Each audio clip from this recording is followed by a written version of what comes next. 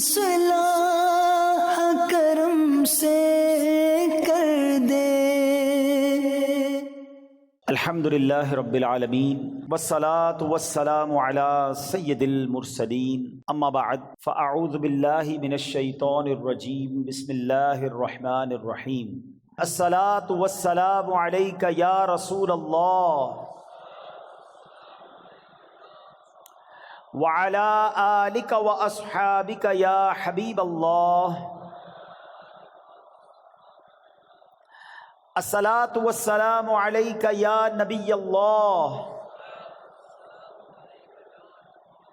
وعلی آلک واصحابک یا نور اللہ۔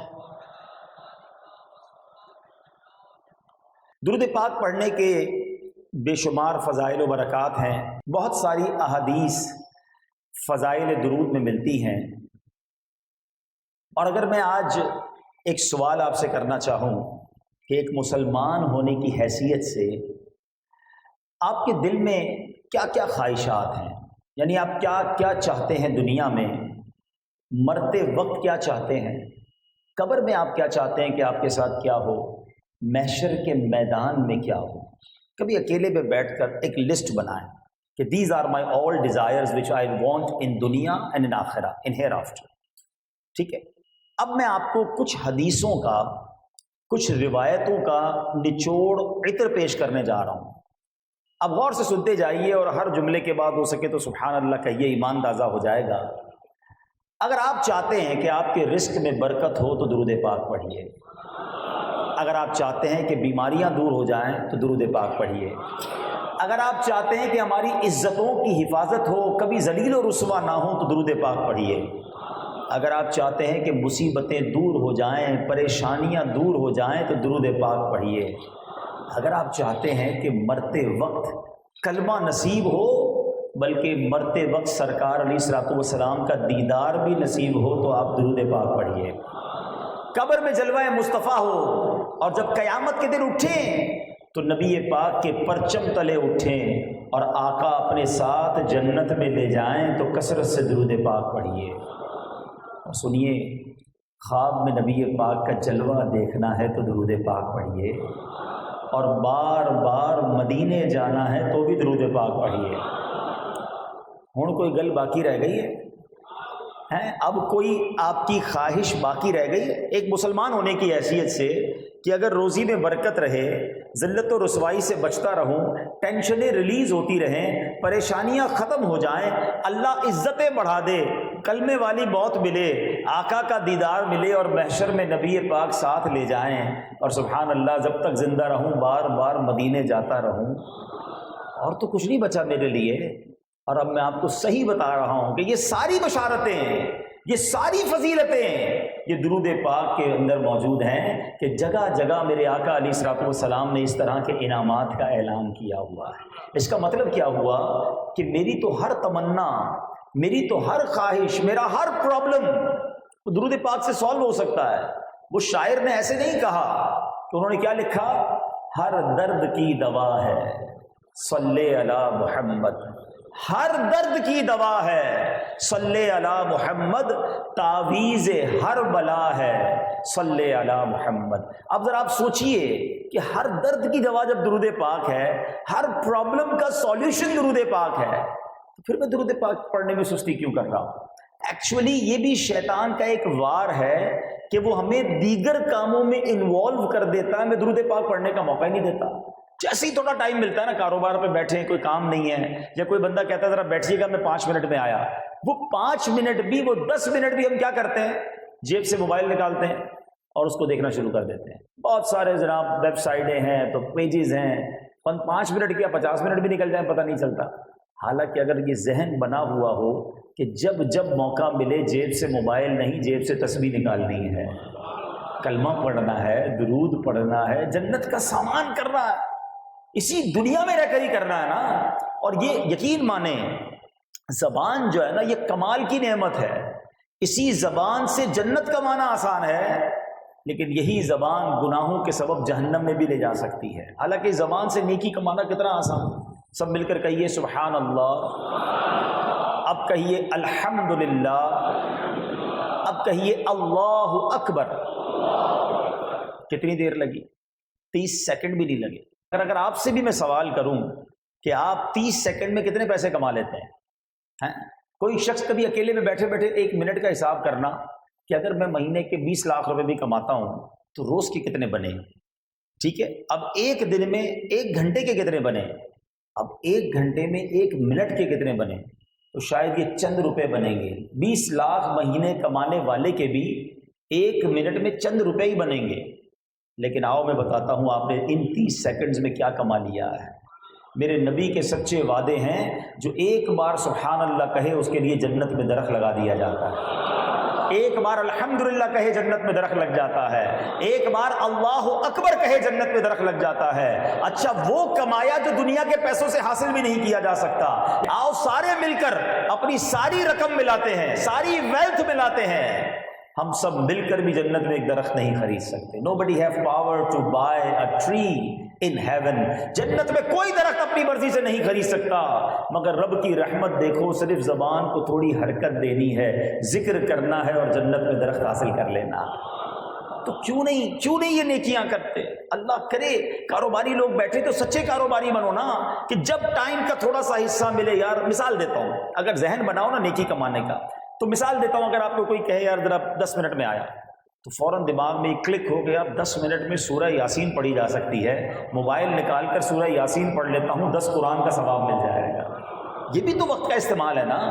لیکن وقت ضائع روزانہ گھنٹوں کرتے ہیں، مگر ذکر نہیں کرتے، درود نہیں پڑھتے، اور پھر کہتے ہیں پریشان بہت ہوں، برکتیں نہیں ہیں، ٹینشنیں ریلیز نہیں ہو رہی ہیں. میرے آقا نے فرمایا ہے کہ جو پریشانی میں ہو، مصیبت میں ہو، اسے چاہیے کہ درود پڑھے، کہ درود مصیبتیں اور پریشانیوں کو لے جاتا ہے. تو نیت کرتے ہیں انشاءاللہ، میں بھی کرتا ہوں کہ انشاءاللہ روزانہ کثرت سے درود پاک پڑھیں گے. انشاءاللہ اپنے آپ کو فضول باتوں سے بچائیں گے اور انشاءاللہ ذکر و درود کریں گے انشاءاللہ. ایک اور فارمولہ دے دیتا ہوں آپ کو. ٹائم مینجمنٹ ہونی چاہیے نا. بہت سارے لوگ واک کرتے ہیں، بہت اچھی بات، کرنی چاہیے صحت کے لیے، ٹھیک ہے. اگر ہمارا واکنگ ٹائم یہ درود ٹائم بن جائے کہ جب بھی میں نے واک کرنی ہے، شوز تو لیتے ہی ہیں نا، تسبیح بھی لے لی. اب جتنی دیر 40 منٹ کی واک کر رہے ہیں، 30 منٹس کی واک کر رہے ہیں، تسبیح ہاتھ میں ہے، کلمہ پاک پڑھتے ہوئے، درود پڑھتے ہوئے واک کرو گے، 2 فائدے ہوں گے. صحت تو اچھی ہوگی، آخرت میں نیکیاں بھی جمع ہو جائیں گی. اور جس جگہ سے گزرو گے نا واک کرتے ہوئے، وہ ساری جگہ درود پڑھنے کی گواہ بھی بنتی چلی جائے گی. بس مائنڈ سیٹ کی بات ہے کہ یار کہاں کیا نہ کمایا جا سکتا ہے، کہاں کیا اچیو کیا جا سکتا ہے. تو اللہ مجھے بھی ایسا ذہن عطا فرمائے. آج انشاءاللہ اس سنت و بھرے اجتماع میں ہم جس موضوع پر بات کریں گے وہ ہے the most precious thing in our life. ہماری زندگی کی سب سے قیمتی چیز وہ کیا ہے، اس پر غور کرنا ہے. ہماری زندگی میں ہم پیسوں کی، اپنی قیمتی چیزوں کی بڑی فکر کرتے ہیں، کرنی بھی چاہیے. جتنی چیز قیمتی زیادہ اتنی اس کی فکر زیادہ. نارمل گاڑی تھی تو ہم ویسے ہی پارک کر دیتے تھے، ذرا مہنگی والی نئے ماڈل کی گاڑی لی تو پھر ڈرائیور بھی رکھا، گارڈ بھی رکھا کہ بھائی میں اندر جا رہا ہوں، تم کھڑے رہنا، ورنہ ایک ہی شیشہ 2 لاکھ روپے کا ہے. کہیں اجتماع سے واپس آئے تو شیشہ ہی نکال کے کوئی نہ لے جائے. تو قیمت جتنی بڑھتی گئی، ہمارا دھیان اور ہماری سیکیورٹی بھی اتنی بڑھتی گئی. لیکن ان تمام چیزوں کے پارٹ آف دیٹ ایک چیز ایسی ہے کہ جو اگر اس کی حفاظت نہ کی گئی تو ہم کہیں آخرت میں مارے نہ جائیں. وہ چیز کیا ہے میں بتاتا ہوں آپ کو، مگر اس سے پہلے میں آپ کو واقعہ سناتا ہوں.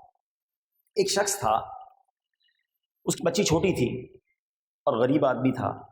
اس نے سوچا کہ پلان کیا کہ 20 سال میری بچی کی میں شادی کروں گا، جب یہ 18-20 سال کی ہوگی تو میں ایک کام کرتا ہوں، روز کے کچھ پیسے بچاتا ہوں. ماں باپ ہوتے ہیں نا، اپنے بچوں کا خیال رکھتے ہیں. تو روز کے مثال کے طور پہ اس نے پلان کیا کہ روز کے 200 روپے یا 500 روپے میں اپنے کام سے نکال کر ایک ڈبہ بنایا اس نے، اس میں ڈالتا رہوں گا، 18 سال میں تو بڑی رقم جمع ہو جائے گی، تو میری بچی کی میں دھوم دھام سے شادی کروں گا. اچھی نیت تھی، روز پیسے ڈالتا. بعض اوقات دن میں خیال آتا کہ کپڑے نئے خرید لوں، کبھی باہر ریسٹورنٹ میں کھانا جاؤں. کہتا نہیں، ماں باپ قربانی دیتے ہیں نا اپنی بچی کے لیے. وہ اپنی خواہشات کو مارتا گیا اور روز کے پیسے ڈالتا گیا. آفٹر 18 ایئرز، بہت بڑا ڈبہ تھا وہ لکڑی کا، گھر میں بنایا تھا. اب تو خوب پیسے جمع ہو گئے ہوں گے، اب کھولتے ہیں، بچی بھی بڑی ہو گئی، اب یہ پیسے سارے انشاءاللہ بچی کی شادی میں کام آئیں.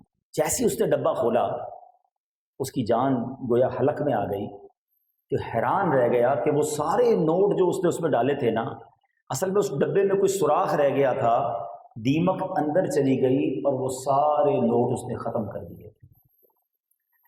اچھا، اب ذرا تھوڑی دیر کے لیے اپنے آپ کو اس جگہ رکھ کر سوچئے کہ افسوس کا عالم کیا ہوا ہوگا۔ 18 سال کی محنت اور روز کا اس نے اس میں پیسے ڈالے کہ مجھے آج ایک بڑی رقم ملنی تھی، سب ختم۔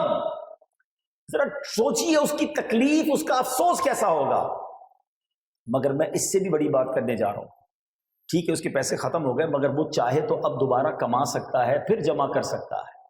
لیکن اگر کوئی شخص قیامت کے دن اللہ کی بارگاہ میں پیش ہو، اس کو یہ پتا ہے میں نے روزے بھی رکھے ہیں، نمازیں بھی پڑھی ہیں، حج بھی کیا ہے، زکوٰۃ بھی دی ہے، کچھ نہ کچھ عبادتیں بھی کی ہیں، اور آج تو اس کا اجر ملنے کا دن ہے، اور جب ادھر نامہ اعمال کھولا جائے اور اسے کہا جائے کہ تیرے نامہ اعمال کے سارے اعمال برباد ہو گئے، تیری نیکیاں ساری برباد ہو گئی ہیں، مجھے سچ بتائیے وہ افسوس کیسا ہوگا۔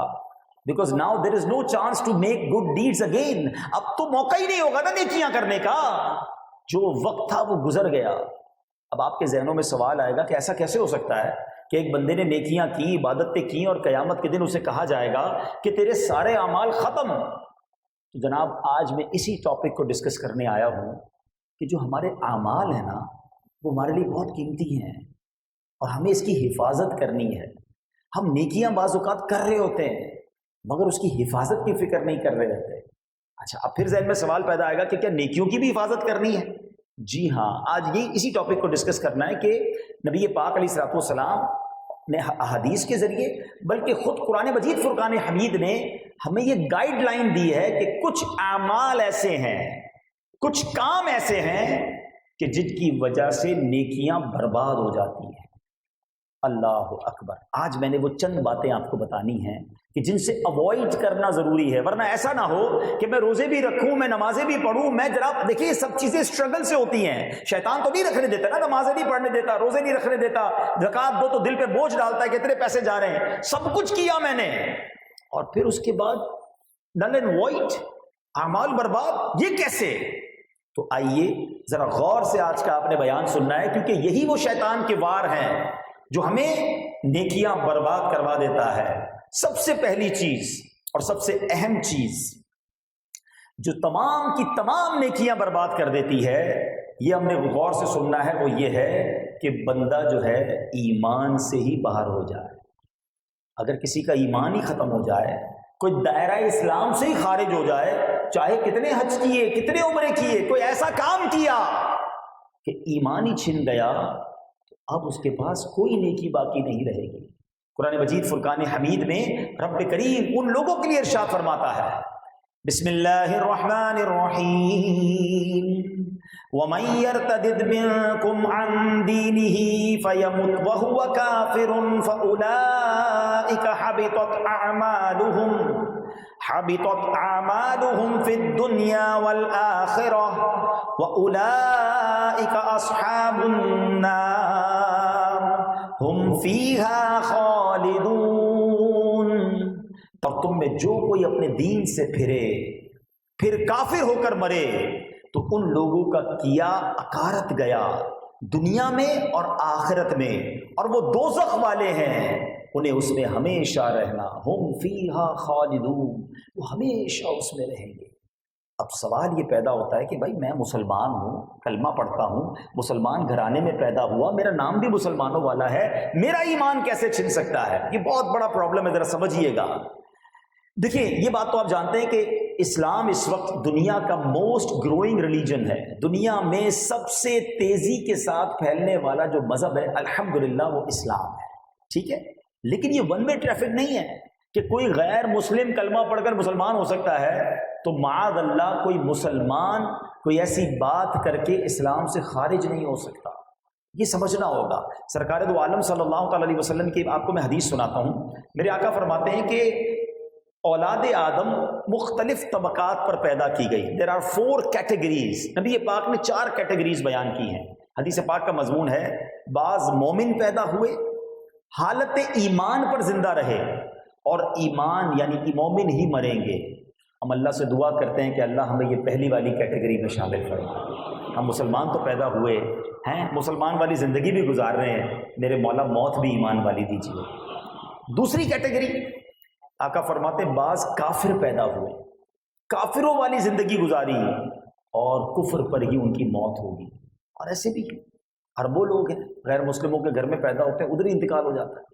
مگر اب تیسری کیٹیگری سنیں، نبی پاک فرماتے بعض کافر پیدا ہوئے، کافر والی زندگی گزاری مگر مومن ہو کر مریں گے، اور یہ ہو رہا ہے دنیا میں، کئی لوگ ایمان قبول کر رہے ہیں، ساری زندگی کفر میں گزاری، کلمہ پڑھ رہے ہیں۔ میں ایک واقعہ نہیں بھولتا، ہانگ کانگ میں ہمارے اسلامی بھائی کسی مریض کی عیادت کرنے گئے، اور اپنا مسلمان بھائی تھا وہ، تو جب اس مریض کی عیادت کی تو اس کے بالکل برابر میں ایک بیڈ تھا جس پر 70 سال کا ایک غیر مسلم بوڑھا بھی لیٹا ہوا تھا۔ اس نے امامہ اور داڑھی وغیرہ دیکھی تو اس نے اشارہ کیا کہ ذرا ادھر آئیے، تو وہ اس کے پاس چلے گئے، کہا آپ کون ہیں؟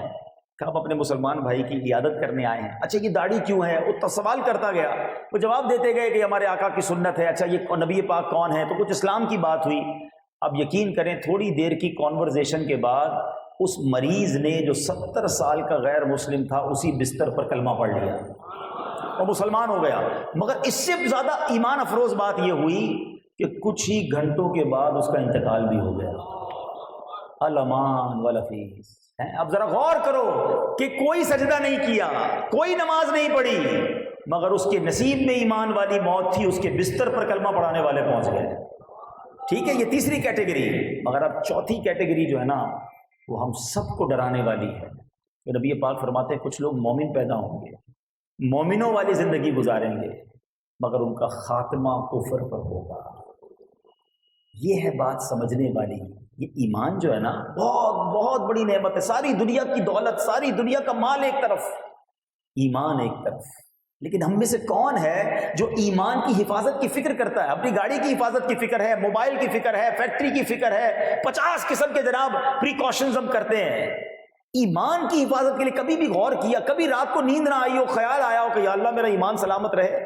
اچھا ابھی بھی ہو سکتا ہے کسی کے ذہن میں خیال آئے کہ یار یہ کون سی نئی بات لے کر آ گئے مولوی صاحب، ایمان کی حفاظت کی کہاں سے باتیں ہو گئیں؟ آؤ میں آپ کو آپ کے نبی کی دعا سناتا ہوں۔ اللہ کے حبیب کی تعلیم دیکھو، ہمارے آخری نبی صلی اللہ علیہ وسلم دعا کرتے تھے، یا مقلب القلوب ثبت قلبی علی دینک۔ What is the meaning of that دعا؟ اے دلوں کو پھیرنے والے، میرے دل کو اپنے دین پر ثابت قدمی عطا فرما۔ اللہ کے نبی دعا کر رہے ہیں، حالانکہ وہ ہیں جن کے صدقے ہمیں دین ملا ہے، مگر یہ میری اور آپ کی تعلیم کے لیے نا کہ دیکھیں آپ کی ڈیزائرز کی پہچان پتہ ہے کیسے ہو جاتی ہے کہ یار آپ کو سب سے زیادہ کیا چیز چاہیے، آپ وہ دعا کرتے ہیں، نماز کے بعد بھی دعا کرتے ہیں، کسی اور سے بھی دعا کرتے ہیں، مزار شریف پہ جاتے ہیں، کعبے کے سامنے جاتے ہیں، جدھر بھی جاتے ہیں آپ وہ والی دعا ضرور کریں گے جس کی آپ کو بڑی خواہش ہے، بیٹا چاہیے، گھر چاہیے، نوکری چاہیے، واٹ ایور ہیں، لیکن کبھی ایمان کی دعا کی ہے؟ اس کا مطلب تمہاری لسٹ میں ہے ہی نہیں۔ آپ سب کو ایک حدیث یاد ہوگی، انما الاعمال بالنیات۔ ایک اور حدیث بھی ہے، انما الاعمال بالخواتیم۔ اعمال کا دار و مدار خاتموں پر ہے، جتنے اعمال کر لو اگر خاتمہ ایمان والا نہیں نا تو کچھ بھی نہیں۔ اچھا اب آتے ہیں اگین، کوئی کوشچن ذہن میں آ سکتا ہے کہ ٹھیک ہے سمجھ آ گیا، ایمان کی حفاظت کی فکر بھی کرنی ہے، اس کی دعا بھی کرنی ہے، مگر وہ کون سی چیزیں ہیں جن سے ایمان چھین سکتا ہے؟ ہاں یہ بات بہت ضروری ہے، جب تک پرابلم نہیں پتا ہوگی تو سولوشن نہیں آئے گا۔ ٹھیک ہے، ایک سب سے بڑی وجہ وہ ہے کثرت سے گناہ کرنا۔ جو روز گناہ کر رہا ہے نا اور کثرت سے گناہ کر رہا ہے، روایتوں میں مضمون ملتا ہے کہ جب بندہ کوئی گناہ کرتا ہے اس کے دل پر ایک سیاہ ڈاٹ، ایک کالا نقطہ لگ جاتا ہے، دوسرا گناہ کرتا ہے پھر ڈاٹ لگتا ہے، تیسرا گناہ کرتا ہے پھر ڈاٹ لگتا ہے۔ آقا فرماتے ایک وقت آتا ہے پورا دل ہی سیاہ ہو جاتا ہے، پھر اس پر کوئی ہدایت کی بات ہی اثر نہیں کرتی۔ تو جو کثرت سے گناہ کرتا ہے، ڈر ہے کہ مرتے وقت اس کا ایمان چھین لیا جائے۔ دوسرا سبب جو بہت آج کل عام ہے اور وہ ہے بے باکی۔ اب جوکس کے اندر، کامیڈی کے اندر، گانوں کے اندر سازش کی گئی ہے، ایسے الفاظ ڈال دیے گئے کہ جس میں اللہ رسول کی، جنت کی، دوزخ کی، فرشتوں کا مذاق اڑایا جاتا ہے، اور ہمارے مسلمان اس پہ کہہ کے مار کے ہنس رہے ہوتے ہیں، کلپ شیئر کرتے ہیں، دیکھو یار کیسا مزیدار کلپ ہے۔ کیا ایسے گانے نہیں جس پہ معاذ اللہ محبوب کو سجدہ کرنے کی بات کی گئی، خدا مانا گیا، ظالم کہتے ہیں خدا کو گانوں کے اندر، اور نوجوان گنگنا رہے ہیں، کسی کو فکر ہی نہیں ہے کہ ہمارا ایمان۔ اچھا اب میں آپ کو اس کو اور لاجیکلی سمجھاتا ہوں۔ اچھا کچھ لوگ ہیں نا، شیطان ہے نا، کہتا ہے یار یہ کون سا مولانا صاحب دین لائے، 2-4 جملوں سے کیا ایمان چلا جائے گا؟ دنیا میں کسی بڑی فورس، بڑی ایسی حکومتیں ہیں، ایسے ادارے ہیں جن کے خلاف بات کرو تو غداری کا مقدمہ بن جاتا ہے. آپ بھی کہیں 2-4 جملے ہی تو کہتے نہیں، آپ کی باؤنڈری ہے. بینگ اے سٹیزن آپ اتنی بات کر سکتے ہیں، اتنی نہیں کر سکتے. یہ باتیں سمجھ آتی ہیں تو بینگ اے مسلم کیوں نہیں سمجھ آتا کہ میں اللہ رسول کے بارے میں اپنی شریعت کے بارے میں ایک لمٹ میں بات کر سکتا ہوں، اس سے آگے نہیں جا سکتا ہے. اچھا پھر دوسری بات، چلے شیطان کا یہ وار کہ یار چند جملوں سے ایمان کیسے چلا گیا؟ میں 70 سال سے کلمہ پڑھ رہا ہوں، کہ ایک جملے سے میں ایمان سے باہر ہو گیا؟ تو میں آپ سے پوچھتا ہوں، جو ہانگ کانگ کے بستر پر 70 سال سے کفر کر رہا تھا، ایک ہی تو جملہ کہا تھا، لا الہ الا اللہ محمد الرسول اللہ، وہ کفر کی وادی سے نکل کر ایمان کے نور میں داخل ہو گیا. یہ الفاظ کی اہمیت ہے، یہ جملوں کی اہمیت ہے. شیطان کے اس وار کو سمجھو. ایک اور مثال دیتا ہوں. ایک عورت جس کو آپ نہ جانتے نہ پہچانتے ہیں، 2 گواہوں کی موجودگی میں آپ 3 بار جناب اس سے اقرار کرتے ہیں، ایجاب و قبول کرتے ہیں. اس کے بعد وہ عورت جو انجان تھی چند جملوں کے بعد آپ کی زوجہ بن جاتی ہے، اور اسی عورت کے ساتھ 50 سال کوئی گزارے، اس کے کئی بچے ہو جائیں، 3 جملے کہہ دے تو کیا ہوتا ہے؟ وہ عورت اجنبی ہو جاتی ہے. جملوں سے تو گیم ہی بدل جاتی ہے جناب. تو پھر یہ کیوں سمجھ نہیں آتا؟ اب میری لمٹ ہے، میرے پاس کوئی ریڈ لائن ہے جس کو کراس نہیں کر سکتا میں، ورنہ میرا ایمان چلا جائے. اور فکر کرو نا، پوچھیں علماء سے کہ میری لمیٹیشنز کیا ہے، میں کیا کہہ سکتا ہوں، کیا نہیں کہہ سکتا. زبان لرز جانی چاہیے جب اس طرح کی کوئی بات آ جائے. میں کل کی مثال دیتا ہوں. میں ایک جگہ بیٹھا تھا، اب یقین کریں میں اب تک افسوس میں ہوں. ایک صاحب تھے اور سیلاب پر بات چلی. پتہ کیا جملہ کہا انہوں نے؟ کہتے مجھے سمجھ نہیں آتا یہ اللہ پاک غریبوں کے ساتھ ایسا ظلم کیوں کرتا ہے، غریبوں پر ہی فلڈ آتا ہے. میرے تو رونگٹے کھڑے ہو گئے. اللہ کو ظالم کہنے والا ایمان سے خارج ہو جاتا ہے. میں نے کہا یہ آپ کیا کہہ رہے ہیں؟ اچھا پھر ماننے کے لیے بھی تیار نہیں ہے. یہ بھی تو مسئلہ ہے نا کہ ماننا بھی نہیں ہے. نہیں جناب، اب استغفر اللہ. اچھا یہ ہمارے گھروں میں کسی کے میت ہو جائے، معاذ اللہ میت ہو گئی، تکلیف ہے، مگر بے باکی کا عالم یہ ہے کہ روتے روتے یہ عورتیں ہماری بازوں کا کہ اللہ کو میرا ہی گھر ملا تھا، میرا ہی بیٹا ملا تھا، اس بوڑھے کو لے جاتے، اس کو چھوڑ دیتے. یعنی اللہ کو ناانصافی کرنے والا، غلط فیصلہ کرنے والا، رب پر اعتراض. سمجھو ایمان چلا گیا تو کچھ بھی نہیں بچے گا، سارے اعمال برباد. تو یہ سب باتیں چلیں، میرا موضوع چونکہ مجھے اور بھی اعمال آپ کو بتانے ہیں جو نیکیاں برباد ہو جائے. میں ایک کتاب سجیسٹ کر دیتا ہوں. واللہ میں سمجھتا ہوں پوری دنیا میں، اردو زبان میں پوری دنیا میں ایسی کتاب نہیں لکھی، بلکہ یہ امت پر احسان کیا ہے فاؤنڈر آف دعوت اسلامی قبلہ شیخ طریقت امیر اہل سنت نے، مولانا الیاس قادری صاحب نے ایک بک لکھی ہے کفریہ کلمات کے بارے میں سوال و جواب. پلیز اس کو اپنے موبائل میں نوٹ کر لیں، بعد میں جا کے اسے dawatIslami.net سے فری ڈاؤن لوڈ کر لیں. خریدیں، تحفہ دیں تو بہت اچھی بات ہے، ورنہ فری ڈاؤن لوڈ کر کے واللہ اس کو ایک بار پڑھ لیں. میں نے جس کو دی ہے اور اس نے پڑھی ہے تو اس کو سمجھ آئیے کہ یار یہ باتیں تو مذاق میں کہہ رہے ہوتے ہیں، ہمیں تو پتہ ہی نہیں ہے کہ ان چیزوں سے بھی بندے کا ایمان چلا جا سکتا ہے. تو پہلی بات ایمان، ٹھیک ہے. اب آؤ دوسرا وہ کون سا عمل ہے جو میری نیکیاں برباد کر دیتا ہے. ہاں اب ذرا وہ غور سے سنیے گا. سرکار دو عالم صلی اللہ تعالی علیہ وسلم فرماتے ہیں کہ ایک ایسا عمل ہے کہ جس کی وجہ سے نیکیاں برباد ہوتی ہیں. فرمایا ایاکم والحسد فإن الحسد یأکل الحسنات کما تأکل النار الحطب. میرے آقا فرماتے ہیں حسد سے بچو، وہ نیکیوں کو اس طرح کھا جاتا ہے جیسے آگ خشک لکڑی کو کھا جاتا ہے. لکڑی کو آگ لگائیں تو کیا ہوتا ہے؟ تھوڑی دیر بعد لکڑی فنش، ختم، خاک. فرمایا حسد تمہاری نیکیوں کو ایسے ہی کھا جاتا ہے. ایک بندہ صبح سے کاروبار کرے، بڑی محنت کرے، 5,000 روپے کما کے گھر آئے اور گھر پہ آ کر آگ لگا دے 5,000 روپے. آپ کیا کہیں گے؟ تجھ سے بڑا بے وقوف کون ہے؟ سارا دن محنت کی، پیسے کمائے اور آخر میں آ کے آگ لگا دی. ہم میں سے کئی لوگ ایسے ہیں، 5 وقت نماز بھی پڑھتے ہیں، درود بھی پڑھتے ہیں، صدقہ بھی دیتے ہیں، اور آخر میں آ کے حسد کر کے خود ہی اپنی نیکیوں کو آگ لگا دیتے ہیں. ایک اور جگہ نبی پاک فرماتے ہیں صلی اللہ تعالی علیہ وسلم، جس کا مضمون ہے کہ حسد ایمان کو ایسے برباد کرتا ہے جیسے سرکہ شہد کو برباد کرتا ہے. سرکہ شہد میں ڈال دیں، ذائقہ ہی ختم، ایمان ختم. اب سوچو، اچھا اب حسد کتنا عام ہو گیا ہے. اس کا ذہن میں نہیں ہے لوگوں پہ کہ میں کہاں حسد کرتا ہوں. ارے بھائی اتنا حسد ہو گیا ہے، بھائی بھائی میں، بہن بہن میں، دوست میں. پہلے تو حسد کی تعریف سمجھ لو. What is jealousy? ہاں لوگ سمجھتے میں حسد نہیں کرتا. حسد یہ ہے کہ کسی کو کوئی نعمت ملے, کسی کو کوئی ترقی ملے, شہرت ملے, واٹ ایور کوئی نعمت ملے, اور میری تمنا یہ ہو کہ یہ نعمت اس سے چھن کر مجھے مل جائے. اچھا مجھے نہیں مل رہی تو کم از کم اس کی تو برباد ہو جائے. یہ حسد حرام اور جہنم میں لے جانے والا کام ہے. ٹھیک ہے, پہلے تو یہ بات سمجھ لیجیے. اب آئیے کہ حسد ہم میں سے کس کو ہے. آؤ میں ایک چھوٹا سا لیبورٹری ٹیسٹ کرتا ہوں. جاتے ہیں نا ڈاکٹر کے پاس, ذرا خون چیک کریں بھائی ہمارا کولیسٹرول کتنا ہے, شوگر کتنا ہے. تو آؤ اپنا بھی ٹیسٹ کرتے ہیں کہ حسد ہے کہ نہیں. سب اپنے بارے میں غور کریں کہ میری زندگی میں کوئی ایسا ہے. اچھا ایک بات یاد رکھیے گا, حسد اسی سے ہوگا جس کو آپ جانتے ہیں. جس کو نہیں جانتے اس سے حسد نہیں ہوتا. ایسا نہیں یہاں بیٹھے ہوئے کسی کو برازیل کے کسی بندے سے حسد ہو جائے. جس کو آپ جانتے ہیں, یا تو آپ کا دوست ہوگا, یا آپ کا رشتہ دار ہوگا, یا آپ کی ساتھ کاروبار کرنے والا, آپ کی مارکیٹ کا کوئی فرد ہوگا, آپ کے محلے کا, آپ کے شہر کا کوئی بندہ ہوگا, ٹھیک ہے, یا فیملی کا کوئی بندہ ہوگا. کوئی ایسا ہے, اپنے آپ سے سوال کیجیے اور ایمانداری سے جواب مجھے نہیں دیجیے گا, اپنے آپ کو جواب دے دیجیے گا کہ یار جب بھی اس کو کوئی نعمت ملتی ہے نا مجھے پرابلم ہوتی ہے. جب بھی اس کو شہرت ملتی ہے مجھے تکلیف ہوتی ہے. جب میرے سامنے کوئی اس کی تعریف بیان کرتا ہے نا تو مجھے بہت برا لگتا ہے. یار اس کی کیوں تعریف کر رہے ہو, کوئی اور بات کرو, موضوع چینج کرو.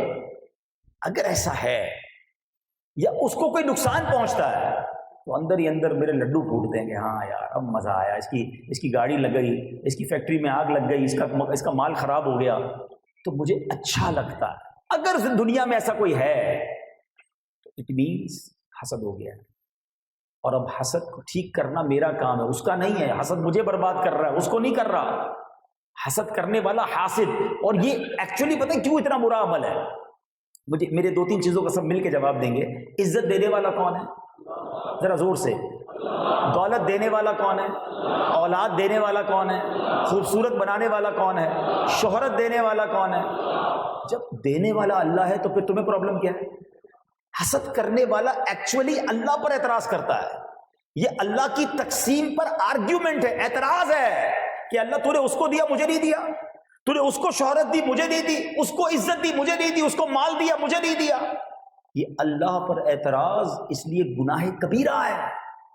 ٹھیک ہے, اب آؤ, اب حال کیا ہے. ابھی آپس میں بیٹھتے ہیں دوست, کوئی آ کے دوست بتاتا ہے یار میں نے نئی موٹر سائیکل لی. اچھا ماشاءاللہ دکھاؤ تو صحیح, دیکھی مٹھائی کب کھلاؤ گے, مٹھائی بھی کھائی. اور جیسے ہی وہ دوست آگے گیا 2 نمبر کے پیسے سے لیے.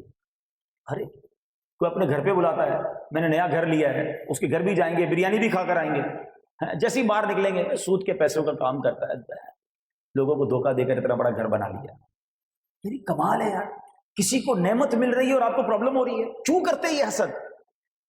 بلکہ اتنا برا حال ہے کہ کوئی حج پر عمرے پر جائے تو اس سے بھی لوگ حسد کر رہے ہوتے ہیں کہ دیکھو یار یہ کر کے حج پہ جا رہا ہے, اللہ کے گھر جا رہا ہے. ارے وہ جانے, اس کا رب جانے, آپ اعتراض کرنے والے کون ہیں؟ آپ گناہگار ہو رہے ہیں اس کو. اچھا ایک بات طے کر لیں, میں اور آپ سارے مل کے کسی کو ذلیل کرنا چاہیں نا, اور رب نے اس کے مقدر میں عزت لکھی ہے, اسے کوئی ذلیل نہیں کر سکتا. وہ اوپر ہی جا رہا ہے, اس کو ترقی ملنی ہے, اور سارے مل کے کسی کو عزت دینا چاہیں اور مقدر میں ذلت لکھ دی گئی, کسی کو ہمت نہیں ہے اس کی ذلت سے روک سکے. وَتُعِزُّ مَن تَشَاءُ وَتُذِلُّ مَن تَشَاءُ بِيَدِكَ الْخَيْرُ. کیوں کرتے ہیں ہم کسی سے؟ ہمیں پرابلم, میرے محلے میں اس کو کوئی جانتا نہیں تھا, آج اتنا مشہور ہو گیا, ساری دنیا میں جانتے لوگ. ارے اللہ نے عزت دی ہے, تم کیوں تکلیف میں آ گئے؟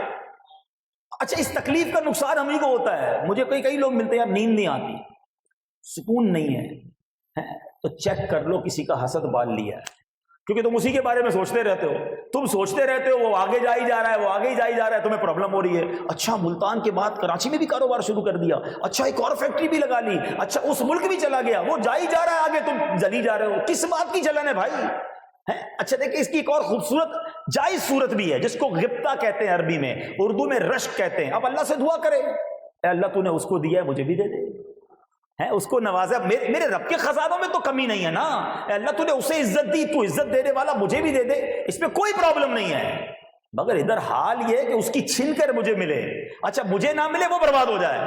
یار وہ کتنا گندا دل ہے اس بندے کا جو مسلمان کے نقصان میں خوش ہو رہا ہے. یہ کاروبار مارکیٹ میں بھی لوگ بیٹھے ہوں گے نا, کسی کی دکان چل رہی ہے, کسی کا کاروبار چل رہا ہے, یار یہ کیوں آگے بڑھ رہا ہے.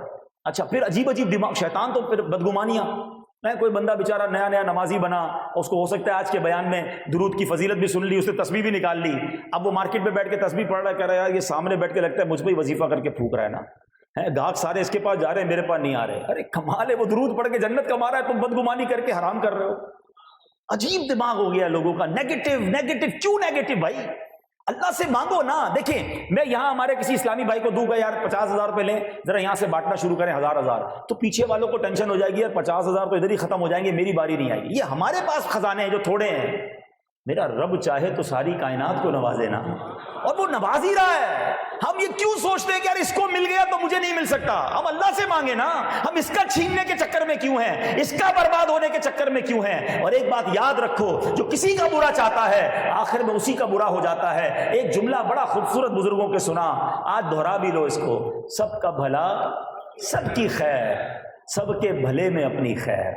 دعا کیا کرو اے اللہ سب کا بھلا کر دے، سب کی خیر، سب کو نوازو۔ اچھا اب آتے ہیں علاج کی طرف۔ بیماری بتا دی، ٹھیک ہے، لیبارٹری ٹیسٹ بھی ہو گیا، مریض کو پتہ چل گیا ہوگا کہ ہاں یار فلاں رشتہ دار، فلاں کزن، فلاں دوست، فلاں کوئی نہ کوئی تو ہے جس کی باتیں ذرا بھی اس کی تعریف ملتی ہے نا میں فوراً چینج کرتا ہوں بات کو، مجھے تکلیف ہونے لگتی ہے۔ اگر ایسا ہے it means you are in problem. اب میں آؤ علاج بھی بتا دیتا ہوں۔ دعوت اسلامی والے خالی پرابلم نہیں بتاتے، سولوشن بھی بتاتے ہیں، ٹھیک ہے؟ آؤ علاج بھی لے جاؤ، اور علاج بھی ماشاءاللہ حدیثوں سے اور علماء نے بڑے پیارے انداز میں بتایا۔ سب سے پہلا علاج، اور یہ صرف حسد کا نہیں ہے، یہ تمام دل کی بیماریوں کا علاج ہے، بلکہ جسمانی بیماریوں کا علاج ہے، وہ دعا ہے۔ اللہ سے دعا، اکیلے میں دعا کیا کرو، یا اللہ میرا دل صاف کر دے، میرے دل کو حسد سے پاک کر دے، تکبر سے پاک کر دے، اے اللہ دکھلاوے سے پاک کر دے، مسلمانوں کے لیے نیگیٹو سوچنے سے پاک کر دے۔ میرا رب وہی تو خالق ہے نا، دعا کرو گے اللہ صاف کر دے گا دل کو۔ پہلا علاج۔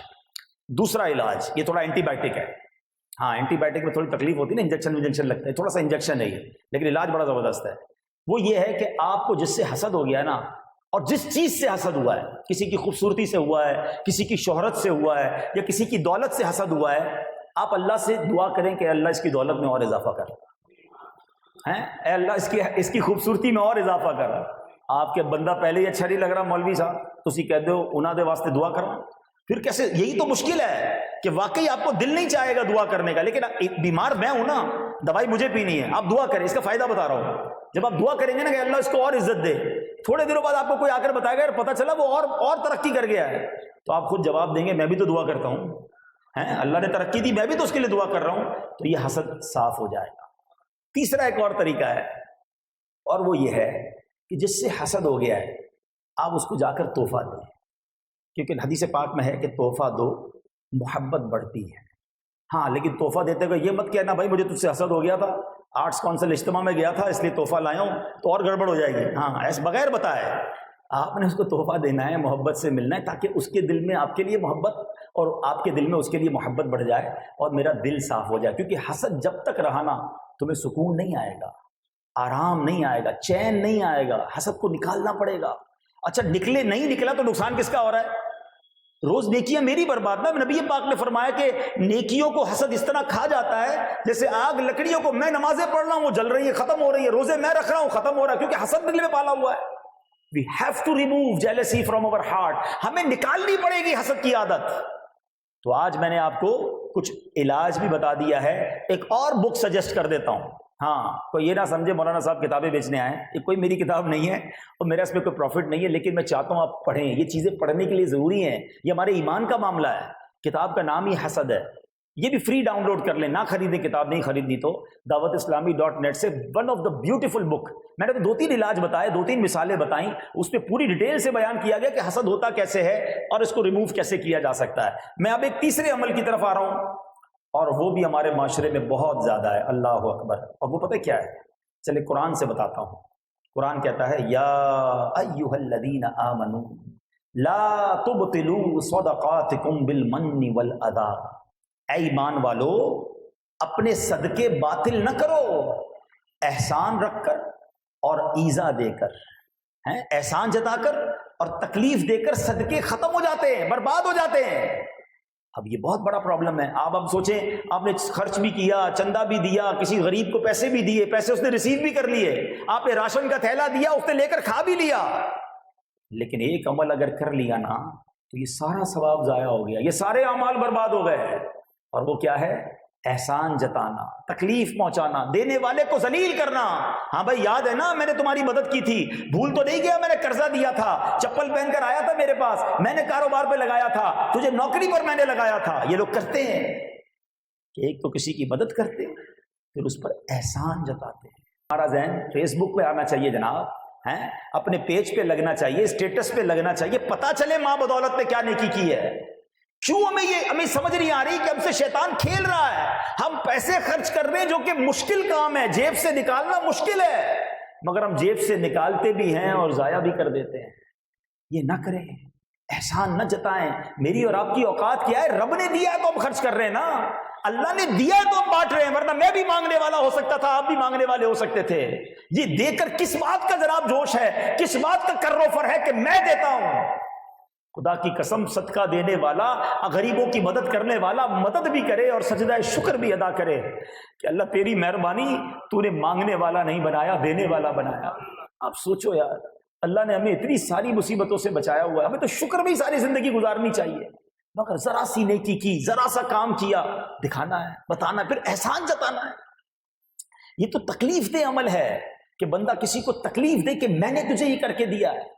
ہمارے بزرگان دین تو بتاتے تک نہیں تھے کہ کس نے کس کی مدد کی ہے. تو احسان نہ جتائے.